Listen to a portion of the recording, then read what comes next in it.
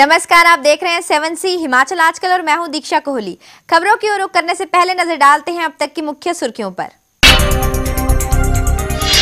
शिमला में महासू सभा का भव्य समारोह, मुख्यमंत्री प्रेम कुमार धूमल के अलावा कई भाजपा नेताओं ने की शिरकत।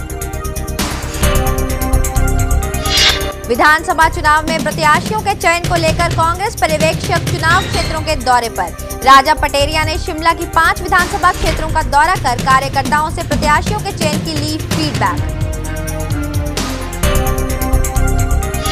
मंडी पुलिस को मिली अहम कामयाबी, चोर गिरोह के 20 सदस्यों को होटल से किया गिरफ्तार। सोलन राजगढ़ रोड पे की गई टारिंग, डालते ही उखड़ी ठेकेदार पर लोगों ने लगाए भ्रष्टाचार के आरोप। खड्डों में तब्दील सड़क से हो रही आवाजाही में परेशानी। और अब खबरें विस्तार से। महासू विकास सभा के बैनर तले सोमवार सायं शिमला के संजौली में एक भव्य समारोह का आयोजन हुआ, जिसमें मुख्यमंत्री प्रोफेसर प्रेम कुमार धूमल मुख्य अतिथि थे। भाजपा नेताओं द्वारा हाल ही में महासू को जिला बनाने को लेकर छोड़े गए शिगुफे के बाद आयोजित ये समारोह काफी ज्यादा अर्थपूर्ण लग रहा था। भाजपा के बड़ी संख्या में लोग समारोह में जुटे। मुख्यमंत्री ने अपने संबोधन में प्रदेश में क्षेत्रवाद की खाई को मिटाने की अपनी सरकार की वचनबद्धता को दोहराया। शिमला के संजौली में महासू विकास सभा के बैनर तले सोमवार सायं एक भव्य समारोह का आयोजन हुआ, जिसमें मुख्यमंत्री प्रोफेसर प्रेम कुमार धूमल मुख्य अतिथि के रूप में मौजूद थे। समारोह में भाजपा प्रदेश अध्यक्ष सतपाल सत्ती, स्थानीय विधायक सुरेश भारद्वाज, जिला भाजपा अध्यक्ष शेर सिंह ठाकुर सहित बड़ी संख्या में भाजपा नेता एवं कार्यकर्ता मौजूद थे।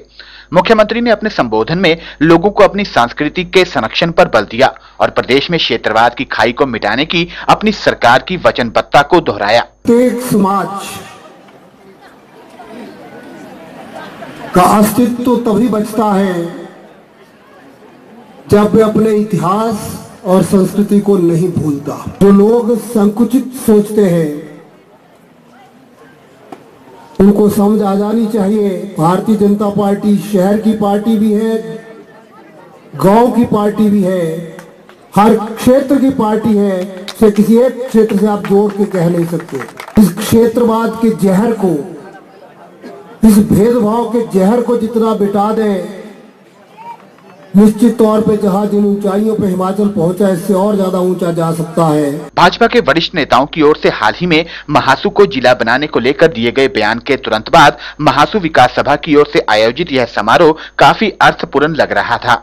समारोह में भाजपा नेताओं की बड़ी संख्या में उपस्थिति संकेत दे रही थी कि सरकार की ओर से जिला बनाने के संबंध में शीघ्र ही कोई घोषणा हो सकती है।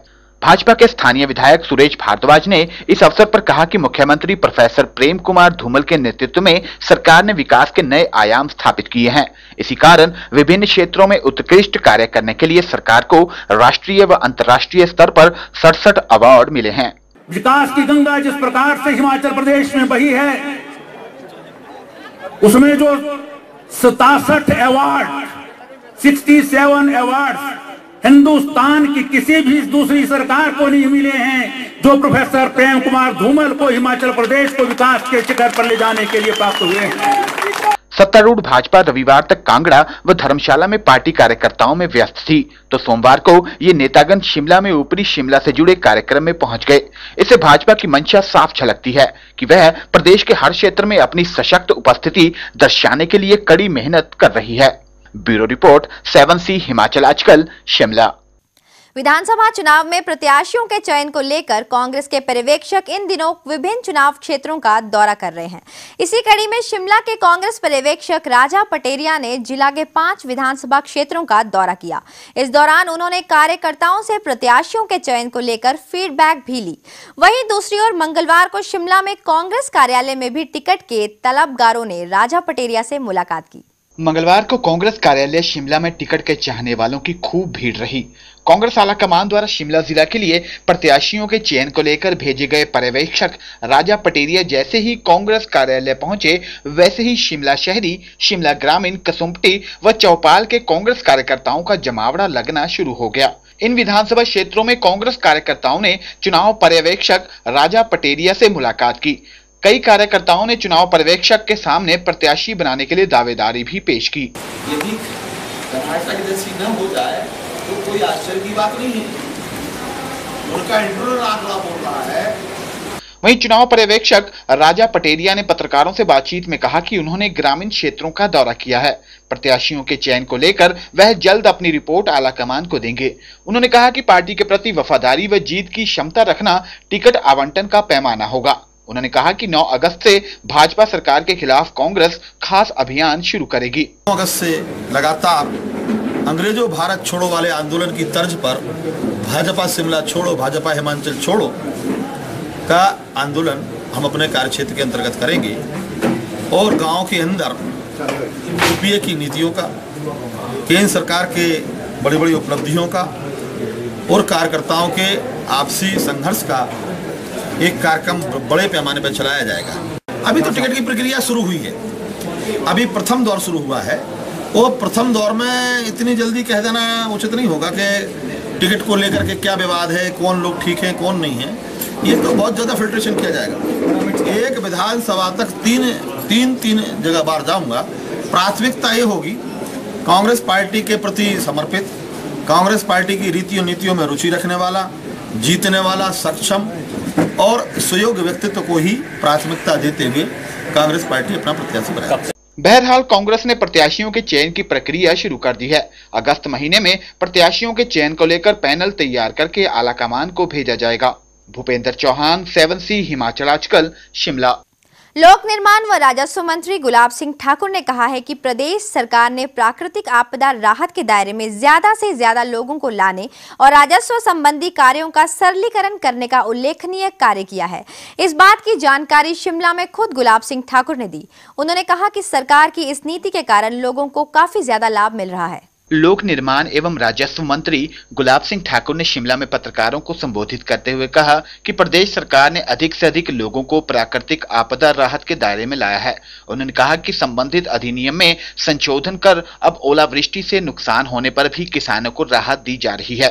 यदि किसी व्यक्ति की प्रदेश से बाहर भी दुर्घटना में मृत्यु हो जाती है तो भी उसे यहाँ राहत देने का प्रावधान किया गया है। प्रदेश में ओलावृष्टि बहुत होती है, जहाँ भूस्खलन से, भारी बारिश से नुकसान होता है, वहाँ ओलावृष्टि से भी बहुत फसलों का, फलों का और सब्जियों का नुकसान होता है। तो पहली दफ़ा हुआ है कि ओलावृष्टि से नुकसान की भरपाई भी किसानों की, जो कमज़ोर और लघु किसान हैं, ओलावृष्टि से भी अगर उनका नुकसान होगा तो उसकी भरपाई जो है इस एक्ट के अनुसार, इस मैनुअल के अनुसार की जाएगी। जो आपदा से, प्राकृतिक आपदा से बहुत सारे लोग एक्सीडेंट्स में मृत्यु जिनकी हो जाती थी, प्रदेश में जिनकी मृत्यु होती थी उनको तो राहत मिलती थी, लेकिन जो प्रदेश से बाहर जिनकी मृत्यु हो जाए उनको नहीं मिलती थी।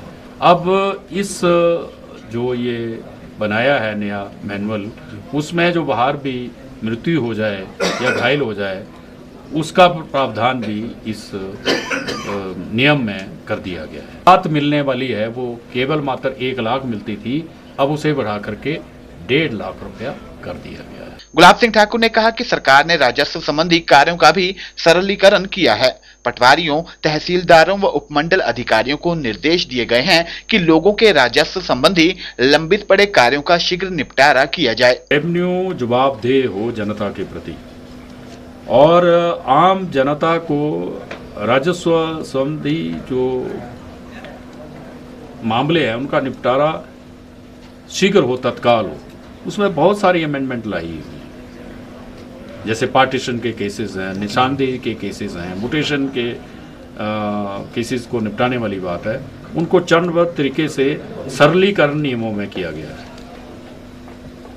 और पटवारी जो है वो सप्ताह में 3 दिन पटवार खाने में बैठेगा, 3 दिन लगातार पटवार खाने में बैठेगा और जो भी उसको कागज़ देने होंगे उसको उसी दिन वो कागज़ बना करके जो भी संबंधित व्यक्ति होगा, जो भी कागज़ को लेके जाए उसका उसको निपटारा करना होगा। ब्यूरो रिपोर्ट, 7C हिमाचल आजकल, शिमला। मंडी के नेरचौक में पिछले दिनों एक बुजुर्ग को लूटने में एक बड़े चोर गिरोह का हाथ था। पुलिस ने गिरोह का भांडाफोड़ इसके साथ 20 सदस्यों को गिरफ्तार करने में कामयाबी हासिल की है। इस गिरोह के सदस्यों ने बुजुर्ग से 1.5 लाख रुपए लूटे थे। पुलिस ने इनको मंडी में एक होटल से गिरफ्तार किया है। गिरोह के सदस्य मध्य प्रदेश के हैं, जो कि इलाके में चोरियों को अंजाम देते हैं। पुलिस को आशंका है कि ये गिरोह प्रदेश के दूसरे जिलों में हुई चोरियों में भी संलिप्त हो सकता है।